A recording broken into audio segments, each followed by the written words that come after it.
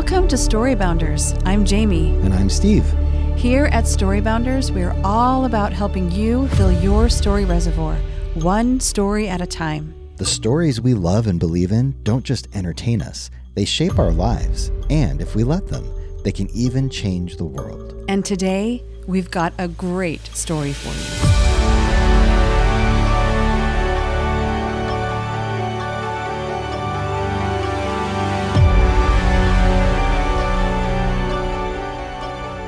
Welcome, everyone. We know that we have been promising details about our upcoming Scottish-themed event on our website, and after some scheduling hang-ups with our venue, we really are very close to making that happen. In the meantime, we do have a date and a location. Saturday, January 24th at the Provo City Library Ballroom. And for those of you who are not local, this event is in Utah. So hold tight, and we will get the details and the tickets on the website as soon as possible. And if you aren't sure what Robert Burns Night is, then we'll turn the time over to Steve, because this is his favorite part. Well, Burns Night in Scotland is an annual celebration of its national poet, Robert Burns, the man who gave us Auld Lang Syne and other verses that are beloved worldwide. It's a night of tartan, poetry, song, dance, games, and plenty of laughter, honoring the legacy of a bard who loved life as much as he loved words. So this January, we're throwing a party Robbie Burns himself would crash. Think tartan as far as the eye can see, bagpipes that'll rattle your teacup, and food so hearty you'll swear you've grown a kilt. We'll swap cheeky stories, belt out poetry, and maybe even let you grab the mic, if you're feeling bold. Come for the haggis, stay for the mischief. Burns Night awaits. Today we're focusing on the story of an author who sold over 10 million copies of her novels during her lifetime. She was famous and beloved during the first half of the 20th century, but most people would not recognize her name or her stories today. Let's give this a test. Have you ever heard of Gene Stratton-Porter? And I think Steve and I would actually be really interested to learn who of our listeners know who she is. So do us a favor and drop a comment and let us know either way, whether you're aware of her or not. Though her writing has fallen out of favor over the last 50 years, we believe her stories are worth some space in your story reservoir. Our episode today will be a little unusual in length. Normally, our goal is to keep our episodes to about an hour because we want to keep them accessible and realistic with busy schedules.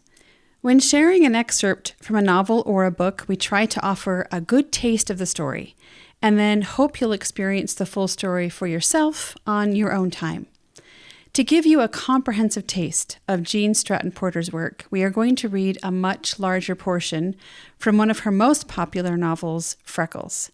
Rather than splitting this episode into two parts, which would ruin the momentum of storytelling, we are going to give you the whole episode at once. So please enjoy. And we'll be back to our regular hour-ish episodes next time. Recently, I've seen several social media posts about people experiencing a lot of loneliness. In fact, I just learned that in 2023, U.S. Surgeon General Vivek Murthy declared an epidemic of loneliness. He stated that loneliness is more than just a bad feeling, but, quote, represents a major public health risk for both individuals and society, close quote. In an article from the Harvard Graduate School of Education entitled, "What is Causing Our Epidemic of Loneliness and How Can We Fix It?" surveys show what Americans think about this problem. Usually we link being lonely with being isolated, not having family, friends, schoolmates, or coworkers to associate with. But loneliness can occur even when someone is surrounded by people. Loneliness happens when a person feels disassociated and disconnected with the world and people around them.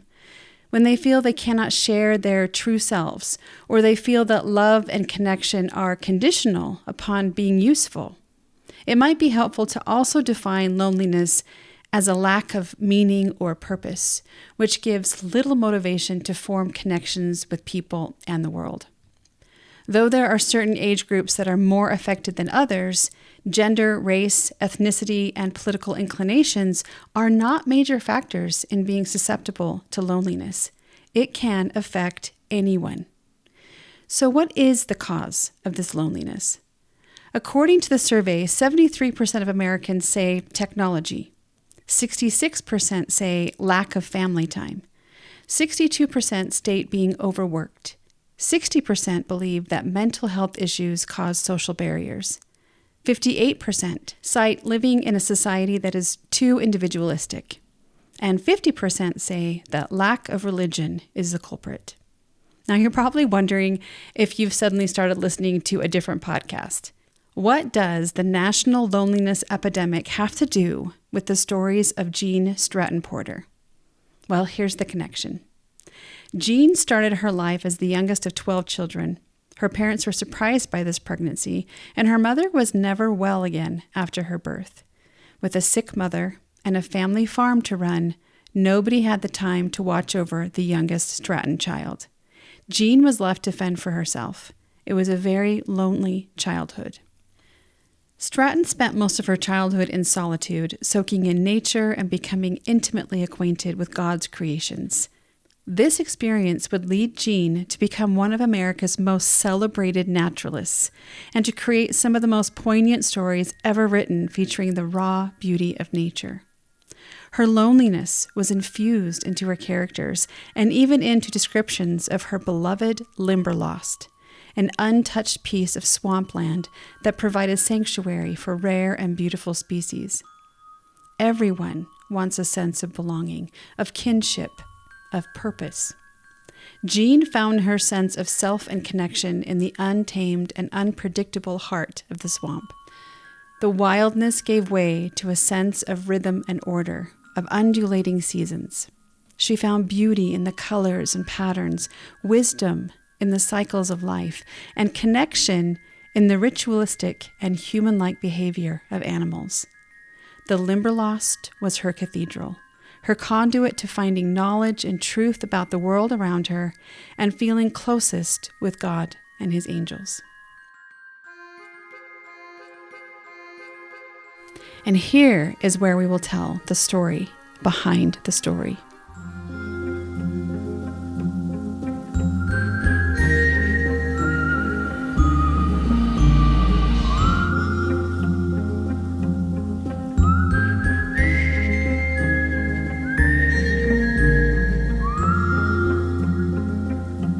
Geneva Grace was born in LaGrow, Indiana in 1863 to Mary and Mark Stratton. As a young girl, Gene nurtured a great admiration and love for her older brother, Laddie, who tragically drowned in 1872. Gene was devastated, but her father suffered even more. Along with Laddie's death died the hope of carrying on the family farm. The Strattons loved their farm, but Gene's father was growing too old to adequately care for it. The family was forced to move away and stay with one of her sisters. It was only 4 months later that illness finally took Gene's mother to the grave. After her death, Gene constantly moved from the home of one sibling to another until she was old enough to marry and begin a home of her own. Gene's marriage eventually took her back to the LaGrow area where her family's farm was, but more importantly, the swamp and woods of her beloved Limberlost. She and her husband began building a home in the area called Limberlost Cabin. During this time, Gene became increasingly frustrated with the lack of information and photos of wildlife. She also experienced despair with the lack of public concern regarding the clearing of precious woodland and swamps for oil drilling and farming. To deal with her concern and grief, Gene began studying, collecting, and photographing the Limberlost wildlife. She spent hours wading through dangerous, swampy waters, capturing birds, insects, and moths in their natural habitat. After compiling a book of her photos and observations, Gene approached publishers for printing. The publishers balked and said that the nonfiction books would never sell, but they would be willing to print them if she agreed to write some novels to offset the cost. Gene agreed. In total, Gene wrote 12 novels, each bringing her more fame and success, and the opportunity to publish her nonfiction naturalist observations. Her second book, Freckles, printed in 1904, featured her beloved Limberlost. Here we find Freckles, a young orphan with a mysterious past and a missing hand, who finds both purpose and belonging deep in the swamp of Indiana. Hired to guard a valuable grove of timber, Freckles throws himself into his work with quiet courage and a deepening love for the wild beauty around him. As the forest becomes his home, he encounters both danger and discovery. With its blend of natural wonder, personal growth, and sweet affection, Freckles' story is about a young man finding a place in the world, even when he started out feeling utterly neglected and alone. Within the Limberlost, Freckles finds his voice, his strength, his family, but most importantly, he finds his true identity.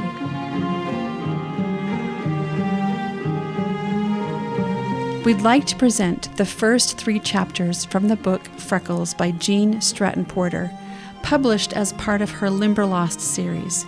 We're super grateful to have Chelsea Franson Brown back for another reading.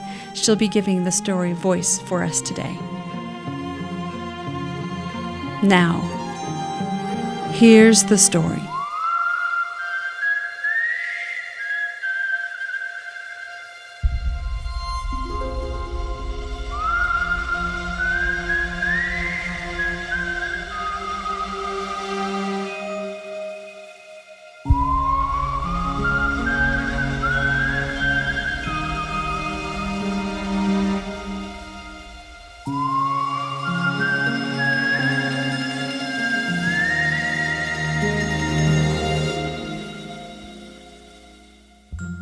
Freckles came down the corduroy that crosses the lower end of the Limberlost. At a glance, he might have been mistaken for a tramp, but he was truly seeking work. He was intensely eager to belong somewhere and to be attached to almost any enterprise that would furnish him food and clothing.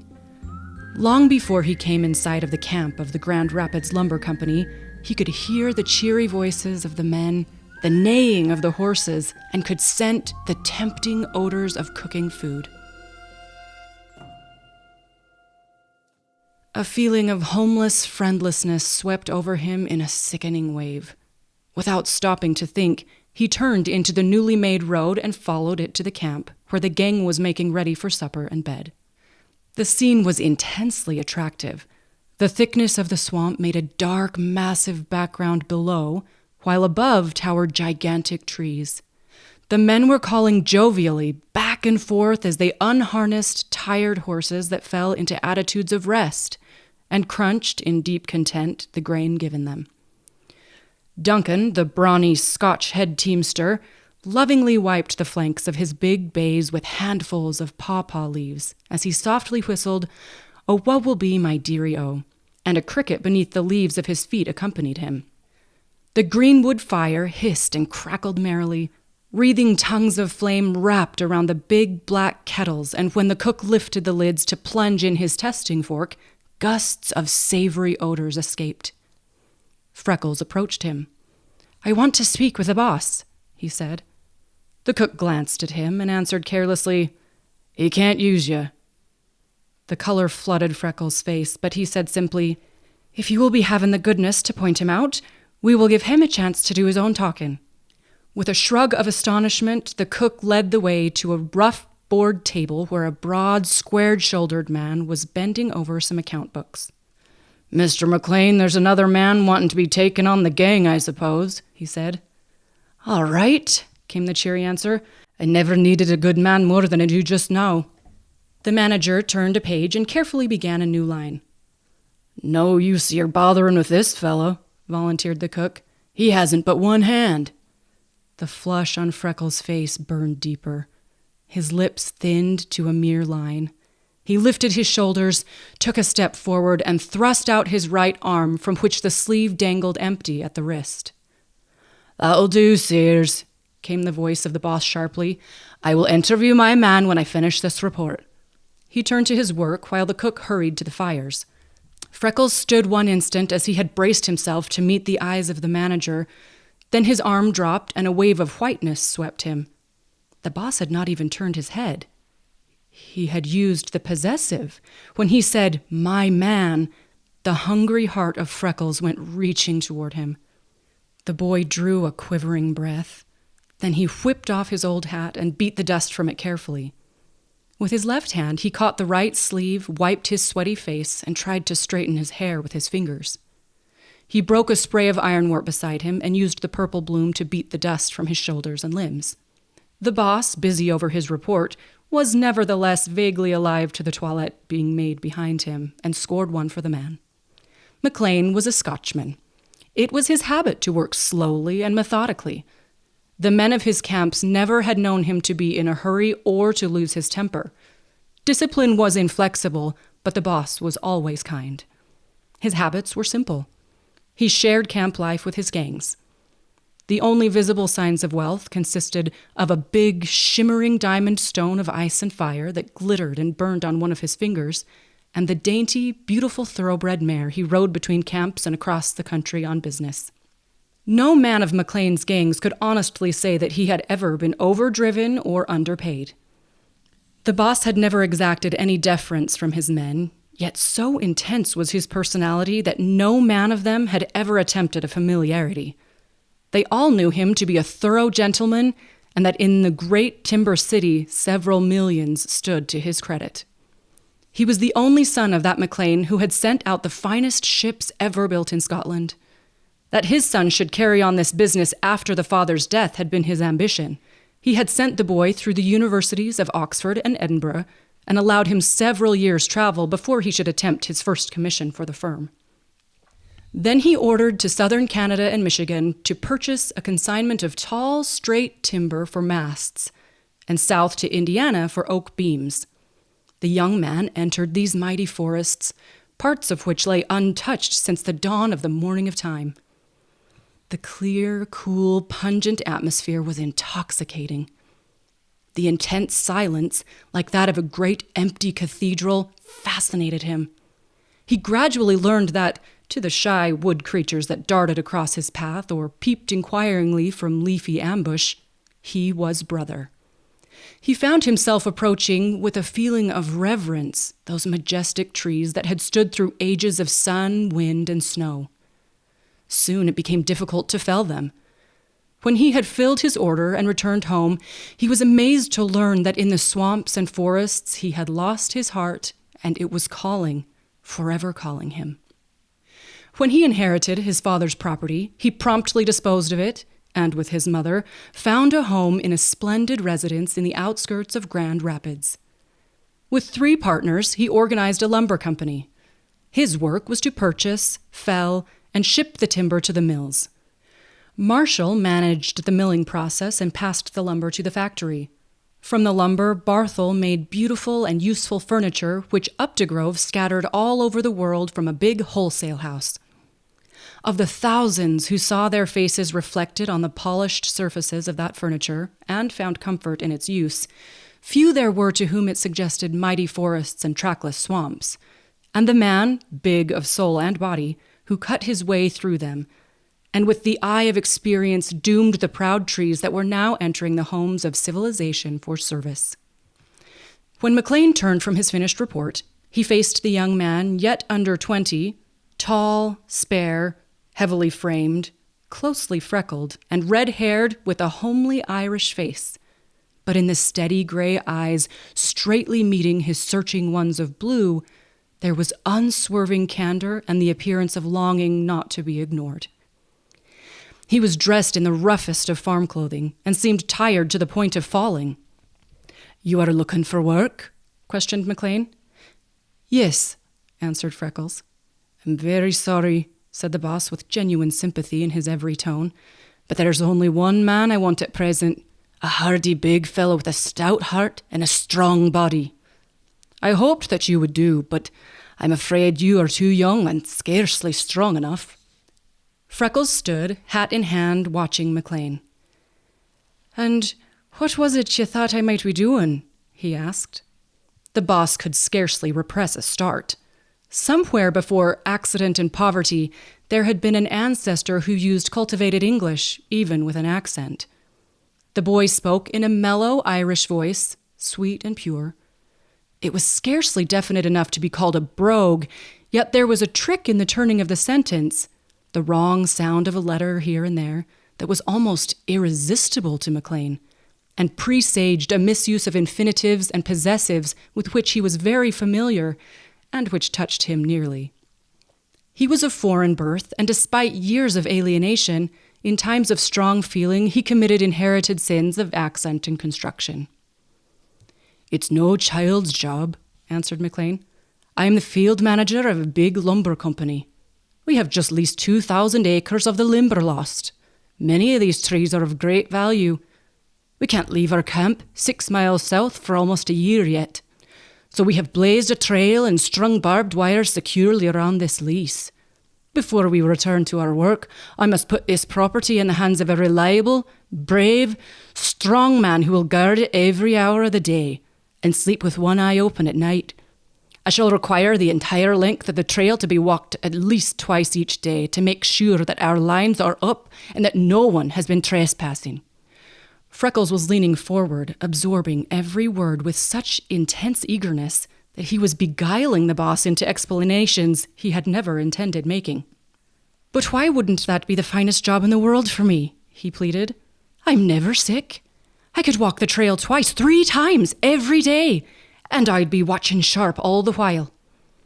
"It's because you are scarcely more than a boy, and this will be a trying job for a work-hardened man," answered McLean. "You see, in the first place, you would be afraid. In stretching our lines, we killed 6 rattlesnakes almost as long as your body and as thick as your arm.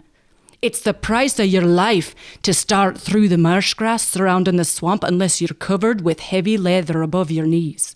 You should be able to swim in case high water undermines the temporary bridge we have built where Sleepy Snake Creek enters the swamp. The fall and winter changes of weather are abrupt and severe. Well, I would want strict watch kept every day. You would always be alone, and I don't guarantee what is in the Limberlost.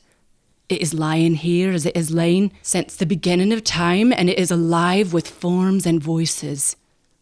I don't pretend to say what all of them come from, but from a few slinking shapes I've seen and hair-raising yells I've heard, I'd rather not confront their owners myself, and I am neither weak nor fearful. Worst of all, any man who will enter the swamp to mark and steal timber is desperate. One of my employees at the South Camp, John Carter, compelled me to discharge him for a number of serious reasons.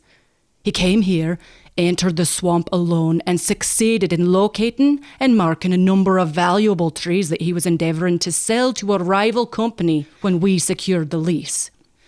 He has sworn to have these trees if he has to die or to kill others to get them, and he is a man that the strongest would not care to meet. But if he came to steal trees, wouldn't he bring teams and men enough that all anyone could do would be to watch and be after you?" queried the boy. "Yes," replied McLean. "Then why couldn't I be watching just as closely and coming as fast as an older, stronger man?" asked Freckles. "Why, by George, you could," exclaimed McLean. "I don't know as the size of a man would be half so important as his grit and faithfulness, come to think of it. Sit on that log there and we will talk it over. What is your name?" Freckles shook his head at the proffer of a seat and, folding his arms, stood straight as the trees around him. He grew a shade whiter, but his eyes never faltered. "Freckles," he said.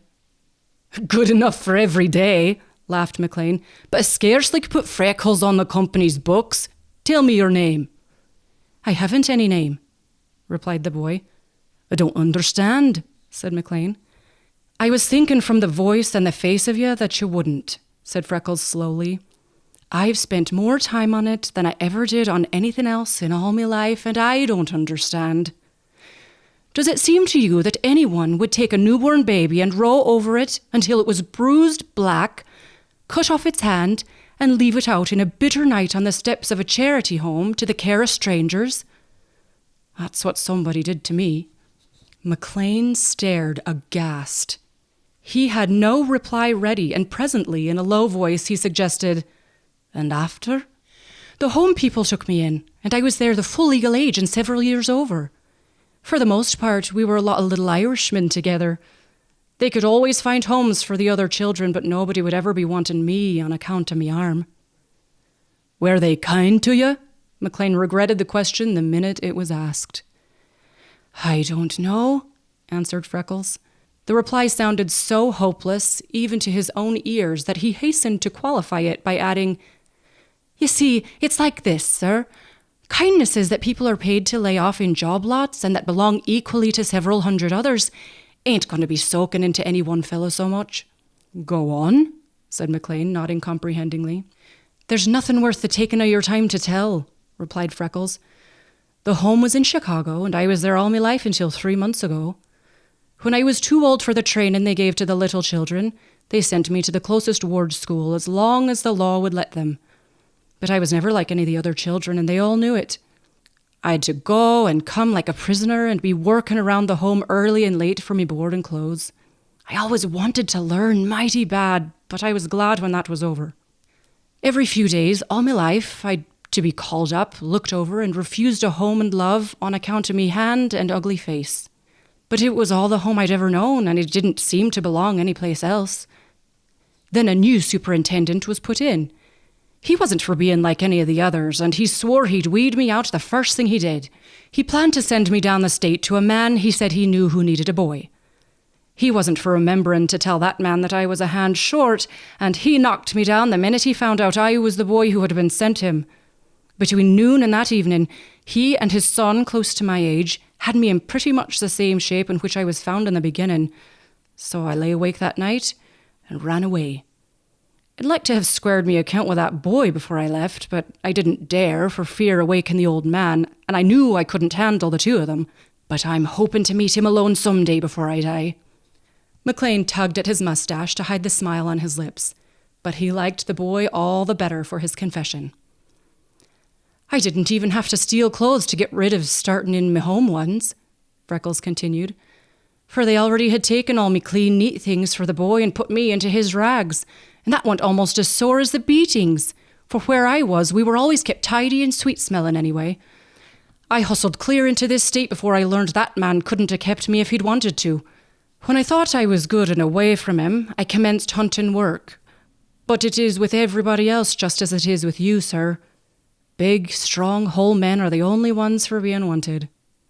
"I have been studying over this matter," answered McLean. "I'm not so sure but that a man no older than you and similar in every way could do this work very well if he were not a coward and had it in him to be trustworthy and industrious." Freckles came forward a step. "If you will give me a job where I can earn me food, clothes, and a place to sleep," he said, "if I can have a boss to work for like other men and a place I feel I've a right to, I will do precisely what you tell me or die trying."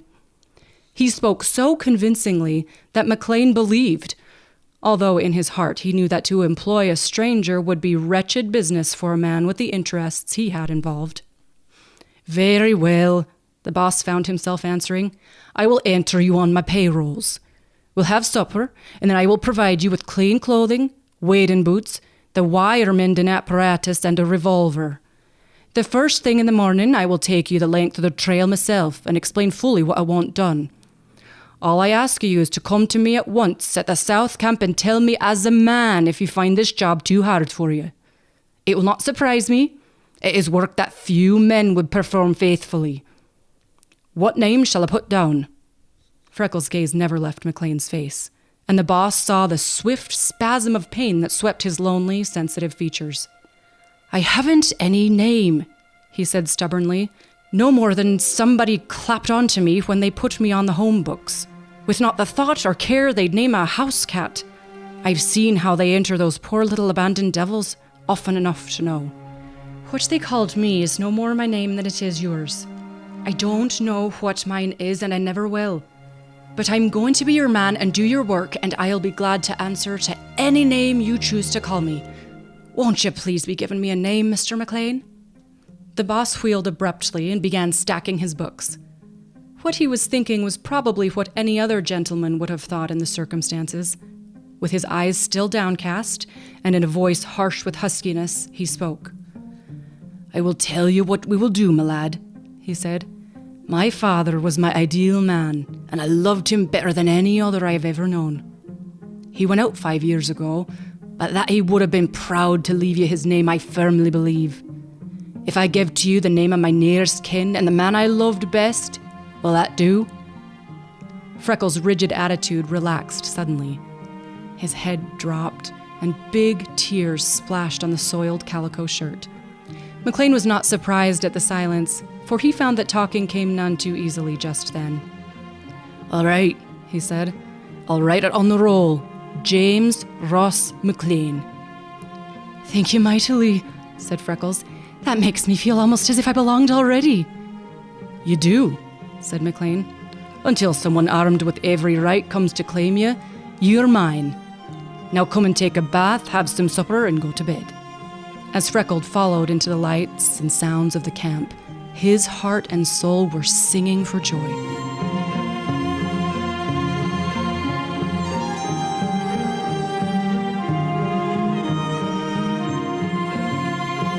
Next morning found Freckles in clean, whole clothing, fed and rested. Then McLean outfitted him and gave him careful instruction in the use of his weapon. The boss showed him around the timberline and engaged him a place to board with the family of his head teamster, Duncan, whom he had brought from Scotland with him, and who lived in a small clearing he was working out between the swamp and the corduroy. When the gang was started for the South Camp, Freckles was left to guard a fortune in the Limberlost. That he was under guard himself those first few weeks, he never knew. Each hour was torture to the boy. The restricted life of a great city orphanage was the other extreme of the world compared with the Limberlost. He was afraid for his life every minute. The heat was intense. The heavy wading boots rubbed his feet until they bled. He was sore and stiff from his long tramp and outdoor exposure. The 7 miles of trail was agony at every step. He practiced at night, under the direction of Duncan, until he grew sure in the use of his revolver. He cut a stout hickory cudgel with a knot on the end as big as his fist. This never left his hand. What he thought in those first days, he himself could not recall clearly afterward. His heart stood still every time he saw the beautiful marsh grass beginning a sinuous waving against the play of the wind, as McLean had told him it would. He bolted 1/2 mile with the first boom of the bittern, and his hat lifted with every yelp of the shitepoke. Once he saw a lean, shadowy form following him and fired his revolver. Then he was frightened worse than ever for fear it might have been Duncan's collie. The first afternoon that he found his wires down, and he was compelled to plunge knee-deep into the black swamp muck to restring them, he became so ill from fear and nervousness that he scarcely could control his shaking hand to do the work. With every step, he felt that he would miss secure footing and be swallowed in that clinging sea of blackness. In dumb agony, he plunged forward, clinging to the posts and trees until he had finished restringing and testing the wire. He had consumed much time. Night closed in. The Limberlost stirred gently, then shook herself, growled, and awoke around him. There seemed to be a great owl hooting from every hollow tree and a little one screeching from every knothole. The bellowing of big bullfrogs was not sufficiently deafening to shut out the wailing of whippoorwills that seemed to come from every bush. Nighthawks swept past him with their shivering cry, and bats struck his face. A prowling wildcat missed its catch and screamed with rage. A straying fox bayed incessantly for its mate. The hair on the back of Freckles' neck arose as bristles, and his knees wavered beneath him. He could not see whether the dreaded snakes were on the trail or, in the pandemonium, hear the rattle for which McLean had cautioned him to listen. He stood motionless in an agony of fear. His breath whistled between his teeth. The perspiration ran down his face and body in little streams. Something big, black, and heavy came crashing through the swamp close to him, and with a yell of utter panic, Freckles ran. How far he did not know, but at last he gained control over himself and retraced his steps. His jaws set stiffly and the sweat dried on his body. When he reached the place from which he had started to run, he turned and with measured steps made his way down the line. After a time, he realized that he was only walking, so he faced that sea of horrors again. When he came toward the corduroy, the cudgel fell to test the wire at each step.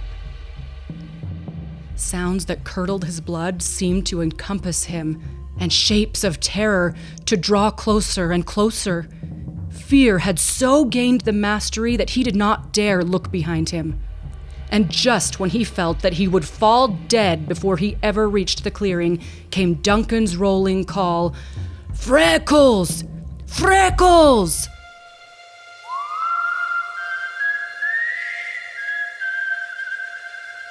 A shuddering sob burst in the boy's dry throat, but he only told Duncan that finding the wire down had caused the delay. The next morning, he started on time.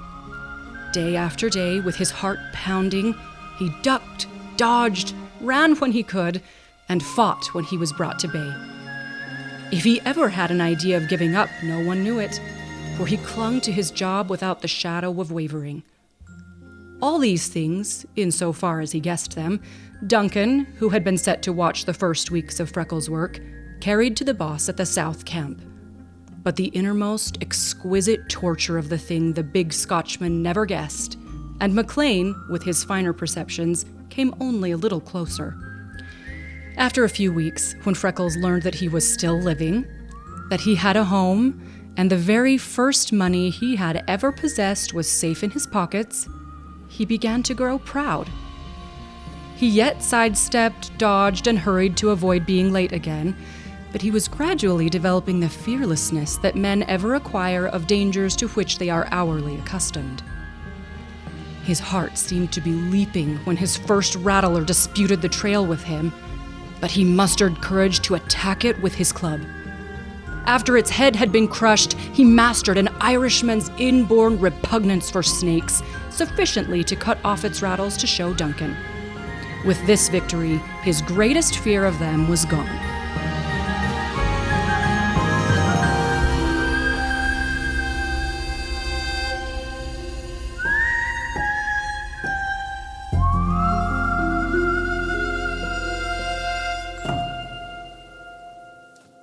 Then he began to realize that with the abundance of food in the swamp, flesh hunters would not come on the trail and attack him, and he had his revolver for defense if they did. He soon learned to laugh at the big, floppy birds that made horrible noises. One day, watching behind a tree, he saw a crane solemnly performing a few measures of a belated nuptial song and dance with his mate. Realizing that it was intended in tenderness, no matter how it appeared, the lonely, starved heart of the boy sympathized with them. Before the first month passed, he was fairly easy about his job. By the next, he rather liked it. Nature can be trusted to work her own miracle in the heart of any man whose daily task keeps him alone among her sights, sounds, and silences. When day after day, the only thing that relieved his utter loneliness was the companionship of the birds and beasts of the swamp, it was the most natural thing in the world that Freckles should turn to them for friendship. He began by instinctively protecting the weak and helpless. He was astonished at the quickness with which they became accustomed to him, and the disregard they showed for his movements when they learned that he was not a hunter, while the club he carried was used more frequently for their benefit than his own. He scarcely could believe what he saw. From the effort to protect the birds and animals, it was only a short step to the possessive feeling, and with that sprang the impulse to caress and provide. Through fall, when brooding was finished and the upland birds sought the swamp in swarms to feast on its seeds and berries, Freckles was content with watching them and speculating about them. Outside of half a dozen of the very commonest, they were strangers to him. The likeness of their actions to humanity was an hourly surprise. When Black Frost began stripping the Limberlost, cutting the ferns, shearing the vines from the trees, mowing the succulent green things of the swale, and setting the leaves swirling down, he watched the departing troops of his friends with dismay. He began to realize that he would be left alone. He made especial efforts toward friendliness with the hope that he could induce some of them to stay. It was then that he conceived the idea of carrying food to the birds, for he saw that they were leaving for lack of it, but he could not stop them. Day after day, flocks gathered and departed. By the time the first snow whitened his trail around the Limberlost, there were left only the little black and white juncos, the sapsuckers, yellowhammers, a few patriarchs among the flaming cardinals, the blue jays, the crows, and the quail. Then Freckles began his wizard work. He cleared a space of swale, and twice a day he spread a bird's banquet. By the middle of December, the strong winds of winter had beaten most of the seed from the grass and bushes. The snow fell, covering the swamp, and food was very scarce and difficult to find. The birds scarcely waited until Freckles' back was turned to attack his provisions. In a few weeks, they flew toward the clearing to meet him. During the bitter weather of January, they came halfway to the cabin every morning and fluttered around him as doves all the way to the feeding ground. Before February, they were so accustomed to him and so hunger-driven that they would perch on his head and shoulders, and the saucy jays would try to pry into his pockets. Then Freckles added to wheat and crumbs every scrap of refuse food he could find at the cabin. He carried to his pets the parings of apples, turnips, potatoes, stray cabbage leaves, and carrots, and tied to the bushes meat bones, having scraps of fat and gristle. One morning, coming to his feeding ground unusually early, he found a gorgeous cardinal and a rabbit side by side sociably nibbling a cabbage leaf, and that instantly gave to him the idea of cracking nuts. From the store he had gathered for Duncan's children, for the squirrels, in an effort to add them to his family. Soon he had them coming, red, gray, and black. Then he became filled with a vast impatience that he did not know their names or habits. So the winter passed. Every week McLean rode to the Limberlost, never on the same day or at the same hour. Always he found Freckles at his work, faithful and brave no matter how severe the weather. The boy's earnings constituted his first money, and when the boss explained to him that he could leave them safe at a bank and carry away a scrap of paper that represented the amount, he went straight on every payday and made his deposit, keeping out barely what was necessary for his board and clothing. What he wanted to do with his money he did not know, but it gave to him a sense of freedom and power to feel that it was there. It was his, and he could have it when he chose. In imitation of McLean, he bought a small pocket account book in which he carefully set down every dollar he earned and every penny he spent.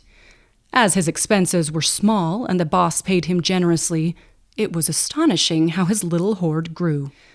That winter held the first hours of real happiness in Freckles' life. He was free. He was doing a man's work faithfully through every rigor of rain, snow, and blizzard. He was gathering a wonderful strength of body, paying his way, and saving money.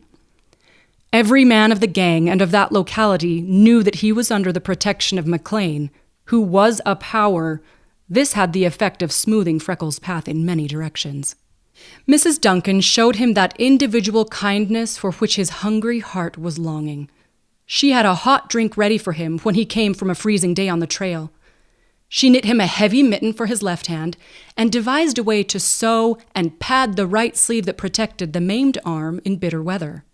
She patched his clothing, frequently torn by the wire, and saved kitchen scraps for his birds, not because she either knew or cared anything about them, but because she herself was close enough to the swamp to be touched by its utter loneliness. When Duncan laughed at her for this, she retorted, "My God, Manny, if Freckles hadn't the birds and the beasts, he would be always alone. It was never meant for a human being to be so solitary. He'd get touched in the head if he hadn't of them to think for and to talk to. How much answer do you think he gets to his talking, lass? Laughed Duncan. He gets the answer that keeps the eye bright, the heart happy, and the feet walking faithful the rough path he set them in, answered Mrs. Duncan earnestly. Duncan walked away appearing very thoughtful. The next morning he gave an ear from the corn he was shelling for his chickens to Freckles, and told him to carry it to his wild chickens in the Limberlost. Freckles laughed delightedly. "Me chickens," he said. "Why didn't I ever think of that before? Of course they are. They're just little brightly coloured cocks and hens. But wild is no good. What would you say to me wild chickens being a good deal tamer than yours here in your yard?" "Hoot, lad," cried Duncan. "Make yours light on your head and eat out of your hands and pockets," challenged Freckles. "Go and tell your fairy tales to the wee people. They're just brash unbelieving things," said Duncan. "You cannot invent any story too big to stop them from calling for a beggar." "I dare you to come and see," retorted Freckles. "Take ye," said Duncan. "If you make just one bear light on your head or eat frae your hand, you are free to help yourself to my corn crib and wheat ben the rest of the winter." Freckles sprang in the air and howled in glee. "Oh, Duncan, you're too easy," he cried. "When will you come?" "I'll come next Sabbath," said Duncan. "And I'll believe the birds of the Limberlost are tame as barnyard fowl when I say it, and no sooner." After that, Freckles always spoke of the birds as his chickens, and the Duncans followed his example. The very next Sabbath, Duncan, with his wife and children, followed Freckles to the swamp. They saw a sight so wonderful it will keep them talking all the remainder of their lives and make them unfailing friends of all the birds. Freckles' chickens were awaiting him at the edge of the clearing. They cut the frosty air around his head into curves and circles of crimson, blue, and black. They chased each other from Freckles and swept so closely themselves that they brushed him with their outspread wings. At their feeding ground, Freckles set down his old pail of scraps and swept the snow from a small level space with a broom improvised of twigs. As soon as his back was turned, the birds clustered over the food, snatching scraps to carry to the nearest bushes. Several of the boldest, a big crow and a couple of jays, settled on the rim and feasted at leisure, while a cardinal that hesitated to venture fumed and scolded from a twig overhead. Then Freckles scattered his store. At once, the ground resembled the spread mantle of Montezuma, except that this mass of gaily colored feathers was on the backs of living birds. While they feasted, Duncan gripped his wife's arm and stared in astonishment. For from the bushes and dry grass, with gentle cheeping and queer throaty chatter, as if to encourage each other, came flocks of quail. Before anyone saw it arrive, a big gray rabbit sat in the midst of the feast, contentedly gnawing a cabbage leaf. "Will I be drawed on?" came Mrs. Duncan's tense whisper. "Shoo, shoo," cautioned Duncan. Lastly, Freckles removed his cap. He began filling it with handfuls of wheat from his pockets. In a swarm, the grain-eaters arose around him as a flock of tame pigeons.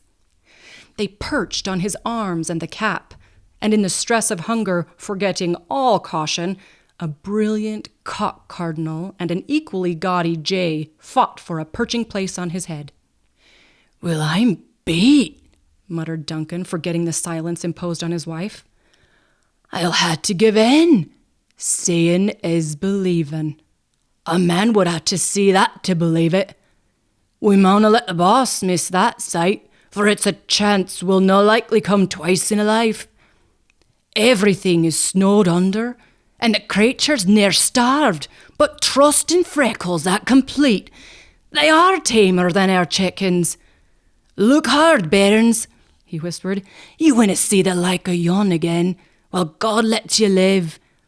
Notice their colour against the ice and snow, and the pretty skipping ways of them. And spunky. Well, I'm a heap fair. Freckles emptied his cap, turned his pockets, and scattered his last grain. Then he waved his watching friends goodbye and started down the timberline. A week later, Duncan and Freckles arose from breakfast to face the bitterest morning of the winter. When Freckles, warmly capped and gloved, stepped to the corner of the kitchen for his scrap pail, he found a big pan of steaming boiled wheat on top of it. He wheeled to Mrs. Duncan with a shining face. "Were you fixing this warm food for my chickens, or yours?" he asked. "It's for yours, Freckles," she said. "I was afeard this cold weather they wadna lay good without a warm bite now and then." Duncan laughed as he stepped to the other room for his pipe. But Freckles faced Mrs. Duncan with a trace of every pang of starved mother hunger he had ever suffered written large on his homely, splotched, narrow features.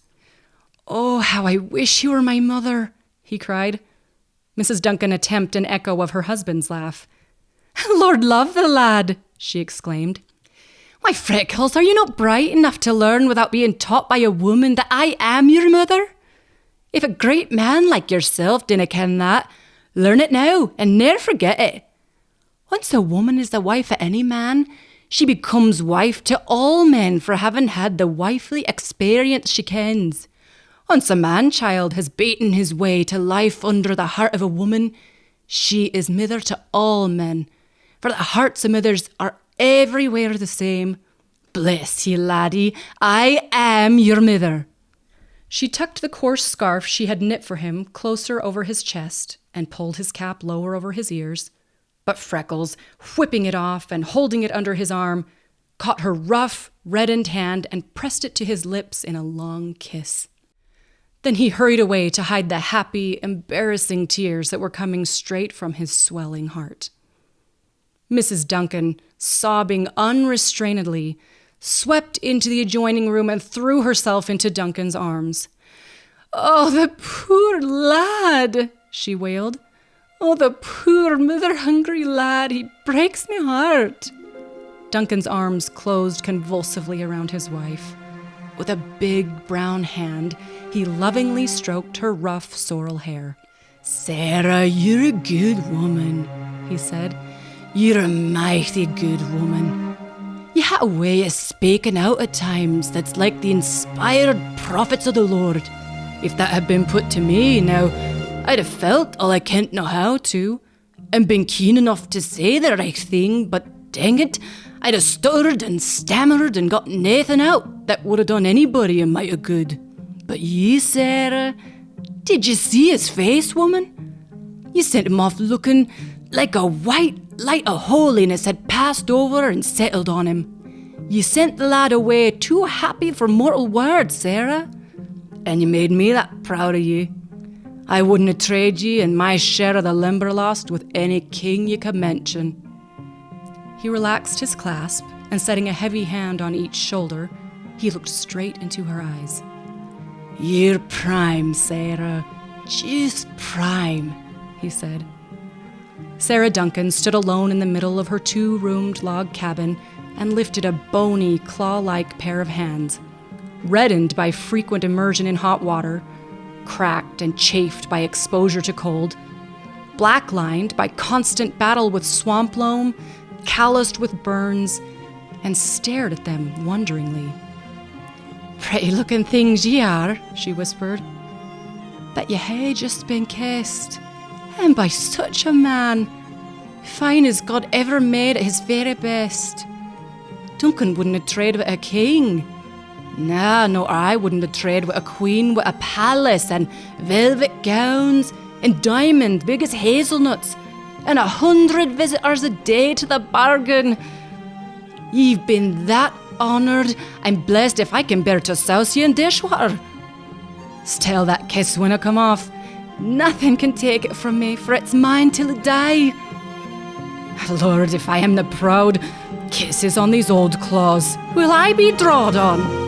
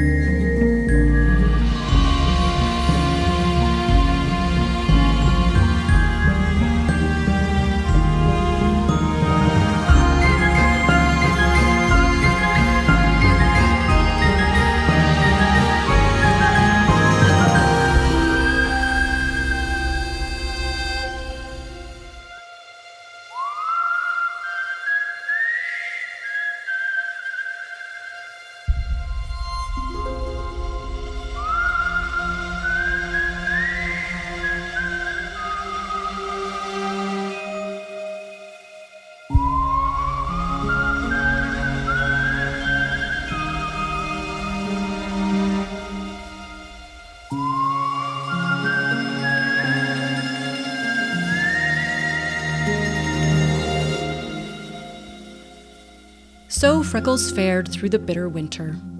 He was very happy.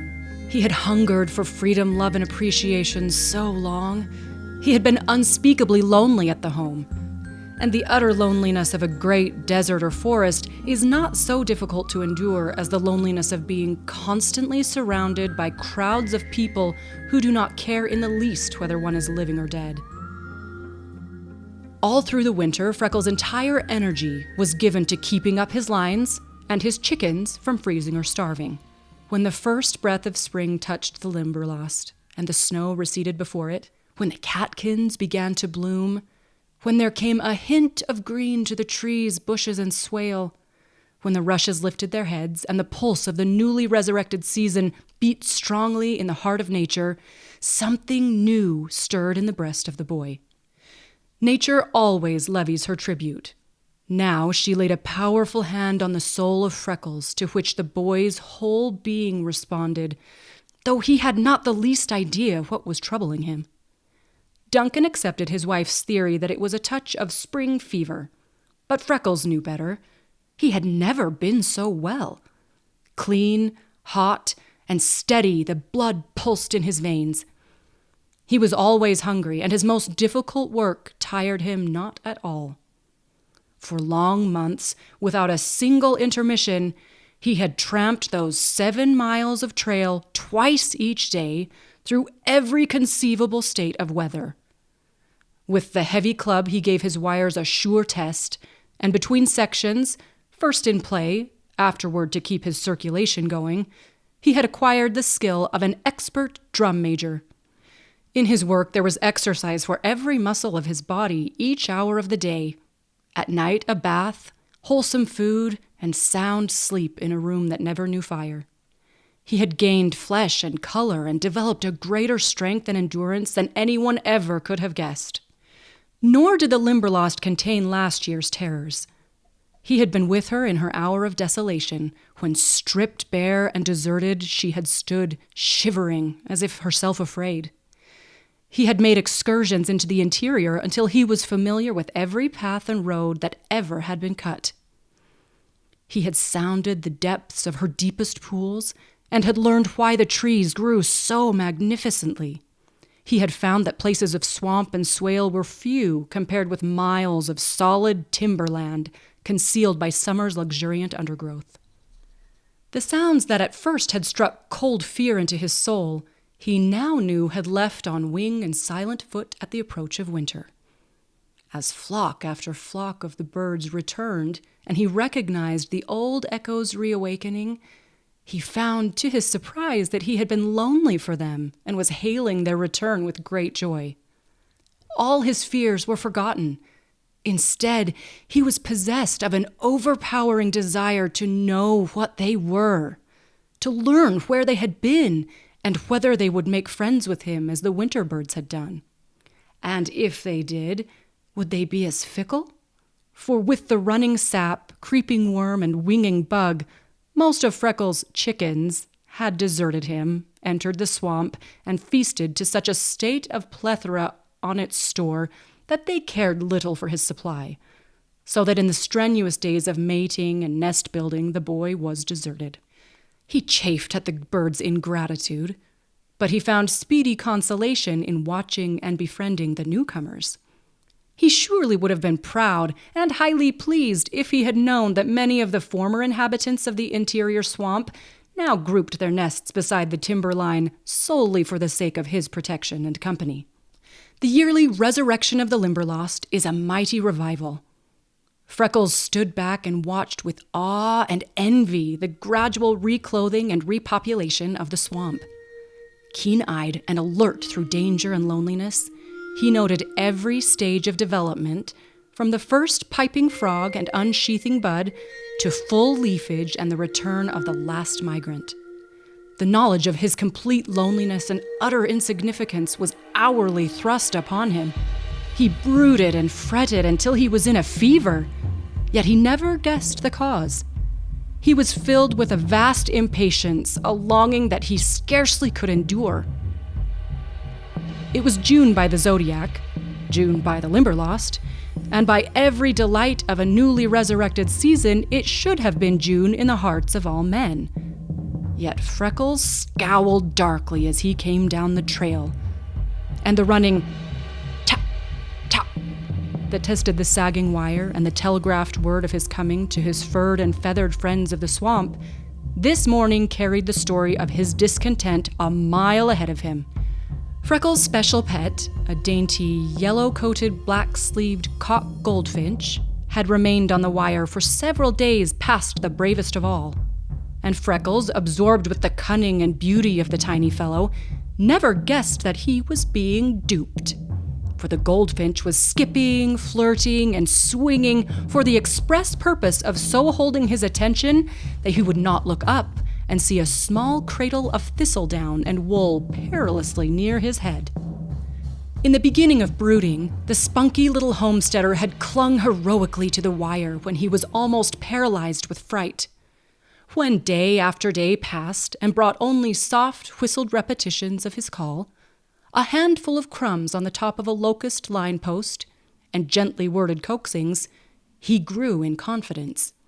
Of late, he had sung and swung during the passing of Freckles, who, not dreaming of the nest and the solemn-eyed little hen so close above, thought himself unusually gifted in his power to attract the birds.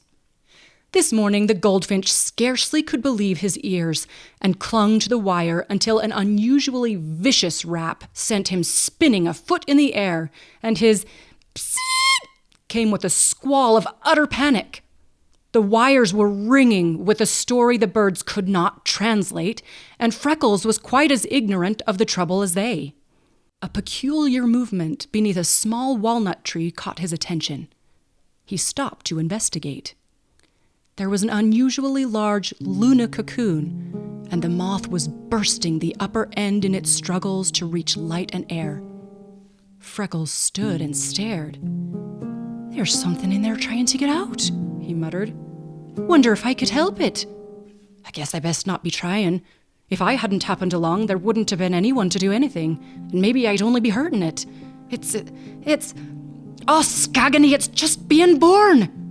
Freckles gasped with surprise. The moth cleared the opening and with many wobblings and contortions climbed up the tree. He stared speechless with amazement as the moth crept around a limb and clung to the underside. There was a big, pursy body, almost as large as his thumb, and of the very snowiest white that Freckles had ever seen. There was a band of delicate lavender across its forehead, and its feet were of the same color. There were antlers like tiny straw-colored ferns on its head, and from its shoulders hung the crumpled, wet wings. As Freckles gazed, tense with astonishment, he saw that these were expanding, drooping, taking on color, and small oval markings were beginning to show. The minutes passed. Freckles' steady gaze never wavered. Without realizing it, he was trembling with eagerness and anxiety. As he saw what was taking place, "It's going to fly," he breathed in hushed wonder. The morning sun fell on the moth and dried its velvet down, while the warm air made it fluffy. The rapidly growing wings began to show the most delicate green, with lavender foreribs, transparent eye-shaped markings edged with lines of red, tan, and black, and long, crisp trailers. Freckles was whispering to himself for fear of disturbing the moth. It began a systematic exercise of raising and lowering its exquisite wings to dry them and to establish circulation. The boy realized that soon it would be able to spread them and sail away. His long-coming soul sent up its first shivering cry. "I don't know what it is. Oh, I wish I knew. How I wish I knew. It must be something grand. It can't be a butterfly. It's way too big. Oh, I wish there was someone to tell me what it is."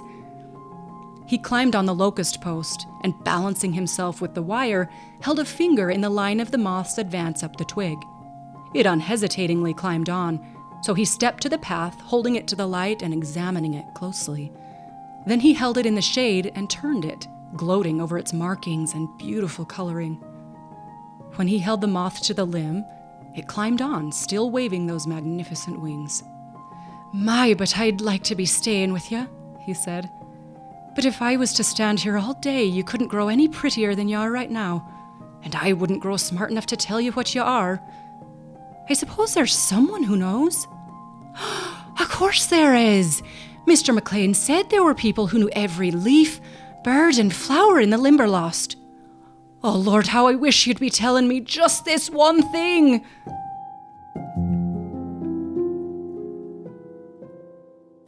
The goldfinch had ventured back to the wire, for there was his mate, only a few inches above the man-creature's head. And indeed, he simply must not be allowed to look up, so the brave little fellow rocked on the wire and piped, as he had done every day for a week. "See me! See me!" "See ya? Of course I see ya," growled Freckles. "I see ya day after day, and what good is it doing me? I might see it every morning for a year and then not be able to be telling anyone about it. Seen a bird with black silk wings, little and yellow as a canary. That's as far as I can get. What are you doing here anyway? Have you a mate? What's your name?" "See ya. I reckon I see ya, but I might as well be blind for any good it's doing me." Freckles impatiently struck the wire. With a screech of fear, the goldfinch fled precipitately. His mate arose from the nest with a whir. Freckles looked up and saw it. "Oh-ho!" he cried. "So that's what you're doing here. You have a wife. And so close me head. I have been mighty near wearing a bird on my bonnet and never knew it." Freckles laughed at his own jest, while in better humor he climbed to examine the neat, tiny cradle and its contents. The hen darted at him in a frenzy. "Now where do you come in?" he demanded when he saw that she was not similar to the goldfinch. "You be clearing out of here. This is none of your fry. This is the nest of me little yellow friend of the wire, and you shan't be touching it. Don't blame you for wanting to see, though. My, but it's a fine nest and beauties of eggs. Will you be keeping away, or will I fire the stick at you?" Freckles dropped to the trail. The hen darted to the nest and settled on it with a tender coddling movement. He of the yellow coat flew to the edge to make sure that everything was right. It would have been plain to the veriest novice that they were partners in that cradle. "Well, I'll be switched," muttered Freckles, "if that ain't both their nest. And he's yellow and she's green, or she's yellow and he's green. Of course, I don't know, and I haven't any way to find out, but it's plain as the nose on your face that they're both ready to be fighting for that nest, so of course they belong. Doesn't that beat you? Say, that's what's been sticking me all this week on that grass nest in the thorn tree down the line. One day, a bluebird is setting, so I think it is hers. Next day, a brown bird is on, and I chase it off because the nest is blue's. Next day, the brown bird is on again, and I let her be because I think it must be hers. Next day, by golly, blue's on, and off I send her because it's brown's. And now, I bet my hat, it's both their nest, and I've only been bothering them and making a big fool of myself. Pretty specimen I am, pretending to be a friend to the birds, and so blamed ignorant I don't know which ones go in pairs. And blue and brown are a pair, of course, if yellow and green are. And there's the red birds. I never thought of them. He's red, and she's grey. And now I want to be knowing, are they all different? Why, no, of course they ain't. There's the jays all blue and the crows all black. The tide of Freckles' discontent welled until he almost choked with anger and chagrin. He plodded down the trail, scowling blackly and viciously spanging the wire. At the finch's nest, he left the line and peered into the thorn tree. There was no bird brooding. He pressed closer to take a peep at the snowy, spotless little eggs he had found so beautiful, when at the slight noise upraised 4 tiny baby heads with wide-open mouths, uttering hunger cries. Freckles stepped back. The brown bird alighted on the edge and closed one cavity with a wiggling green worm, while not 2 minutes later the blue filled another with a white. That settled it. The blue and brown were mates. Once again, Freckles repeated his, "How I wish I knew!" Around the bridge spanning Sleepy Snake Creek, the swale spread widely. The timber was scattering. and willows, rushes, marsh grass, and splendid wildflowers grew abundantly. Here, lazy, big, black water snakes, for which the creek was named, sunned on the bushes. Wild ducks and grebe chattered, cranes and herons fished, and muskrats plowed the bank in queer, rolling furrows. It was always a place full of interest, so Freckles loved to linger on the bridge, watching the marsh and water people. He also transacted affairs of importance with the wildflowers and sweet marsh grass. He enjoyed splashing through the shallow pools on either side of the bridge. Then, too, where the creek entered the swamp was a place of unusual beauty. The water spread in dark, some mossy green pools. Water plants and lilies grew luxuriantly, throwing up large, rank green leaves. Nowhere else in the Limberlost could be found frog music to equal that of the mouth of the creek. The drumming and piping rolled in never-ending orchestral effect, while the full chorus rang to its accompaniment throughout the season. Freckles slowly followed the path leading from the bridge to the line. It was the one spot at which he might relax his vigilance. The boldest timber thief the swamp had ever known would not have attempted to enter it by the mouth of the creek on account of the water and because there was no protection from surrounding trees. He was bending the rank grass with his cudgel and thinking of the shade the denser swamp afforded when suddenly he dodged sidewise. The cudgel whistled sharply through the air and Freckles sprang back. From the clear sky above him, first level with his face, then skimming, dipping, tilting, and whirling until it struck quill down in the path in front of him, came a glossy, iridescent, big black feather. As it touched the ground, Freckles snatched it up with almost a continuous movement facing the sky. There was not a tree of any size in a large open space. There was no wind to carry it. From the clear sky it had fallen, and Freckles, gazing eagerly to the arch of June, blue with a few lazy clouds floating high in the sea of ether, had neither mind nor knowledge to dream of a bird hanging as if frozen there. He turned the big quill questioningly, and again his odd eyes swept the sky. "A feather dropped from heaven," he breathed reverently. "Are the holy angels molting? But no, if they were, it'd be white. Maybe all the angels are not for being white. What if the angels of God are white and those of the devil are black? But a black one has no business up there.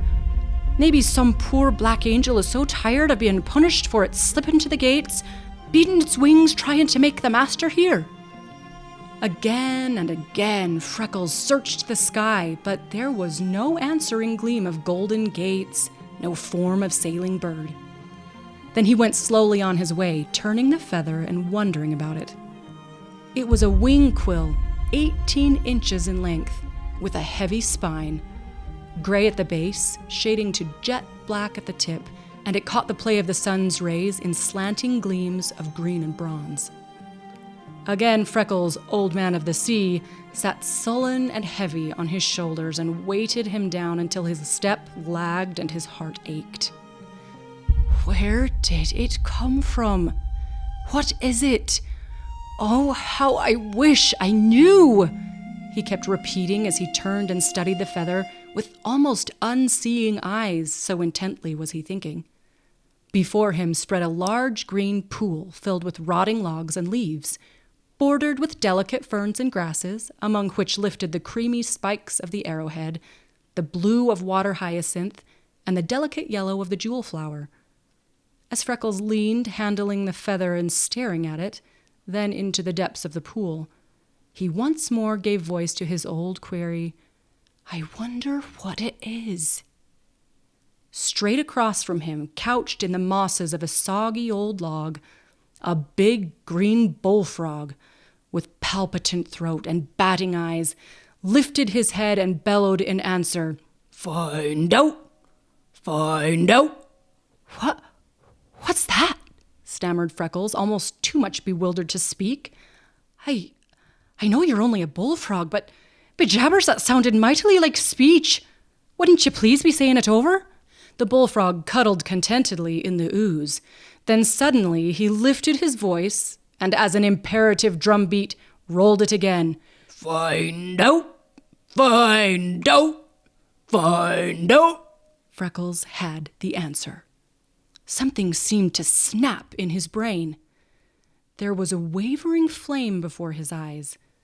Then his mind cleared. His head lifted in a new poise, his shoulders squared while his spine straightened.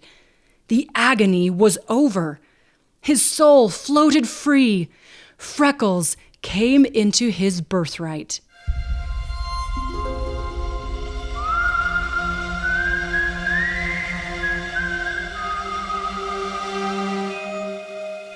Before God, I will! He uttered the oath so impressively that the recording angel never winced as he posted it in the prayer column.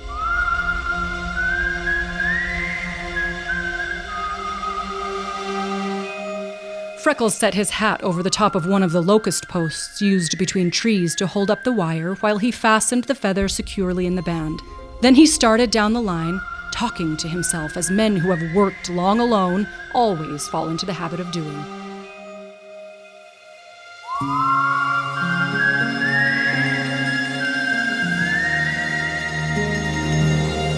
What a fool I have been, he muttered.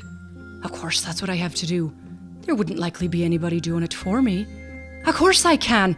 What am I a man for? If I was a four-footed thing of the swamp, maybe I couldn't, but a man can do anything if he's the grit to work hard enough and stick at it, Mr. McLean is always saying. And here's the way I am to do it. He said, too, that there were people that knew everything in the swamp. Of course they have written books. The thing for me to be doing is to quit moping and to be buying some. Never bought a book in my life, or anything else of much account for that matter. Oh, ain't I glad I didn't waste me money? I'll surely be having enough to get a few. Let me see. Freckles sat on a log, took his pencil and account book, and figured on a back page. He had walked the timberline 10 months. His pay was $30 a month, and his board cost him $8. That left $22 a month, and his clothing had cost him very little. At least he had $200 in the bank. He drew a deep breath and smiled at the sky with satisfaction. I'll be having a book about all the birds, trees, flowers, butterflies, and yes, by gummy, I'll be having one about the frogs if it takes every cent I have, he promised himself. He put away the account book, that was his most cherished possession, caught up his stick and started down the line. The even tap, tap, and the cheery, gladsome whistle carried far ahead of him the message that Freckles was himself again. He fell into a rapid pace, for he had lost time that morning. When he rounded the last curve, he was almost running. There was a chance that the boss might be there for his weekly report. Then wavering, flickering, darting here and there over the sweet marsh grass, came a large black shadow sweeping so closely before him that for the second time that morning, Freckles dodged and sprang back. He had seen some owls and hawks of the swamp that he thought might be classed as large birds, but never anything like this. For 6 feet it spread its big, shining wings. Its strong feet could be seen drawn among its feathers. The sun glinted on its sharp, hooked beak. Its eyes glowed, caught the light, and seemed able to pierce the ground at its feet. It cared no more for Freckles than if he had not been there, for it perched low on a tree, while a second later it awkwardly hopped to the trunk of a lightning-riven elm, turned its back, and began searching the blue. Freckles looked just in time to see a second shadow sweep the grass, and another bird, a trifle smaller and not quite so brilliant in the light, slowly sailed down to perch beside the first. Evidently they were mates, for with a queer rolling hop, the first-comer shivered his bronze wings, sidled to the new arrival, and gave her a silly little peck on her wing. Then he coquettishly drew away and ogled her. He lifted his head, waddled from her a few steps, awkwardly ambled back, and gave her such a simple sort of kiss on her beak that Freckles burst into a laugh, but clapped his hand over his mouth to stifle the sound. The lover ducked and sidestepped a few feet. He spread his wings and slowly and softly waved them precisely as if he were fanning his charmer, which was indeed the result he accomplished. Then a wave of uncontrollable tenderness moved him, so he hobbled to his bombardment once more. He faced her squarely this time, and turned his head from side to side with queer little jerks and indiscriminate peckings at her wings and head, and smirkings that really should have been irresistible. She yawned and shuffled away indifferently.